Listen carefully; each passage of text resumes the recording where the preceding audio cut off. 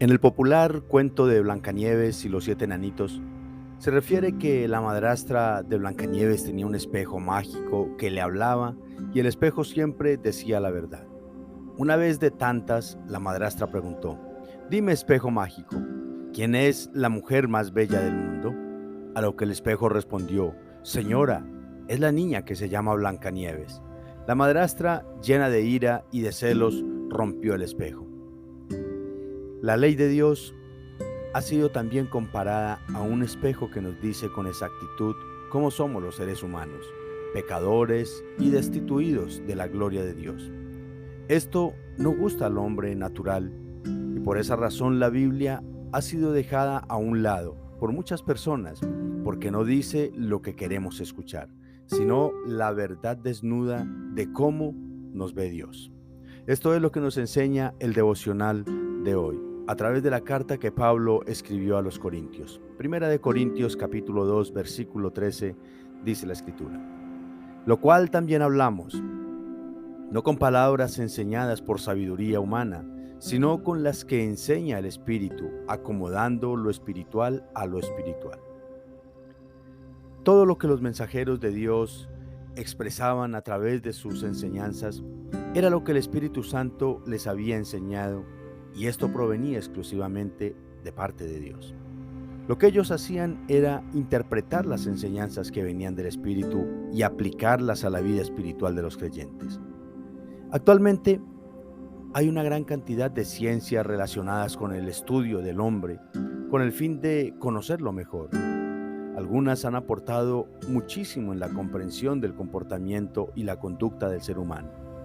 Pero resulta imposible entender al hombre plenamente estudiando patrones de unos pocos, cuando las formas de pensar de cada persona son incontables e incomparables. Mientras que la revelación que Dios da al creyente a través del Espíritu Santo y por medio de la palabra acerca del hombre y de Dios mismo es fascinantemente sencilla y profunda. Veamos algunos ejemplos de contrastes entre la ciencia o las filosofías humanas y la palabra de Dios. La ciencia le dice al adúltero: «No es culpa tuya. Eso tú lo heredaste de tus padres cuando estabas pequeño y veías cómo tu papá le era infiel a tu mamá». Pero la Biblia dice en Santiago capítulo 1 versículo 14: «Sino que cada uno es tentado cuando de su propia concupiscencia es atraído y seducido». Las filosofías del mundo también le pueden decir a un asesino, a un violador, a un drogadicto: «Tú no tienes la culpa, sino la violencia en la que te criaste. Tú eres violador porque tal vez en pequeño fuiste abusado sexualmente. Tú eres drogadicto porque en tu casa te desprecian y buscas cómo llenar tus vacíos». Pero la Biblia dice algo muy diferente en Romanos capítulo 1 versículos del 28 al 31. «Y como ellos no aprobaron tener en cuenta a Dios, Dios los entregó a una mente reprobada para hacer cosas que no convienen, estando atestados de toda injusticia, fornicación, perversidad, avaricia, maldad, llenos de envidia, homicidios, contiendas, engaños y malignidades, murmuradores, detractores, aborrecedores de Dios, injuriosos, soberbios, altivos, inventores de males, desobedientes a los padres, necios, desleales, sin afecto natural, implacables, sin misericordia». Esto es lo que revela el Espíritu Santo, hermanos, la verdad, grandes verdades de cada uno de nosotros y de Dios. De manera, mis amados, que el hombre espiritual no le busca el sentido a su vida en las tantas filosofías e ideologías del mundo, sino en lo que el Espíritu demuestra por medio de la palabra.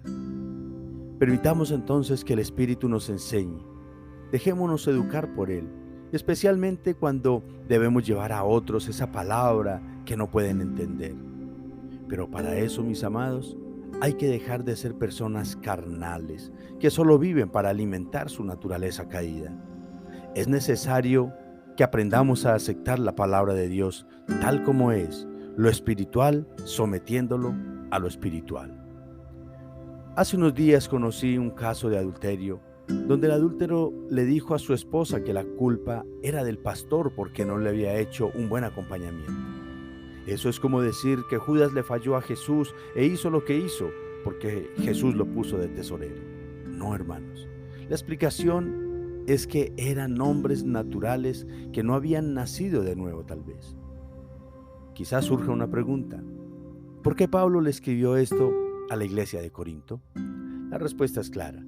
El apóstol era consciente que la iglesia de Corinto estaba conformada en un buen porcentaje por personas naturales que aún no habían comprendido cabalmente de qué se trataba en realidad el Evangelio.